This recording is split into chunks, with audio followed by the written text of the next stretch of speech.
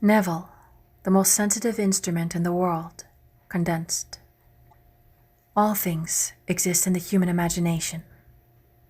Think of your imagination like an instrument, a piano, a violin. If we were given a most expensive piano or violin, we wouldn't know what to do with it. Just because we own it doesn't mean we know how to play it. And yet we have the most greatest instrument in the world. Our imagination, we already own it. We must now learn how to play it, how to actually use it. Test it out. Don't be afraid to make mistakes. Remember, when a child first starts to play piano or violin or any instrument, he or she makes so many mistakes you almost want to cover your ears. And just like a child, we shouldn't be so hard on ourselves. Every day is filled with opportunities to practice the imaginal arts. Neville teaches a very simple technique in exercising your imagination for anything. Imagine you're taking a picture with your mind. Set the scene up with the characters and background, whatever would reflect that whatever you wish is fulfilled for you or another. Let the scene play out and hear the conversations that build you with excitement. And as you reach the climax of the story, take a deep inhalation and feel thrilled all over. Just like taking a picture and let life develop it. As soon as a desire is upon you or someone asks something of you, don't wait. Seize the opportunity now to practice the imaginal arts. And if they should ask you if there's anything there to do, you tell them nothing. They're not taking the picture, you're taking the picture. Since all things exist in your imagination, you need nobody's cooperation. Neville also teaches, if any doubt enters your mind, remind yourself, I experienced it. I experienced ownership. So I don't care if at this moment something denies it. I experienced it.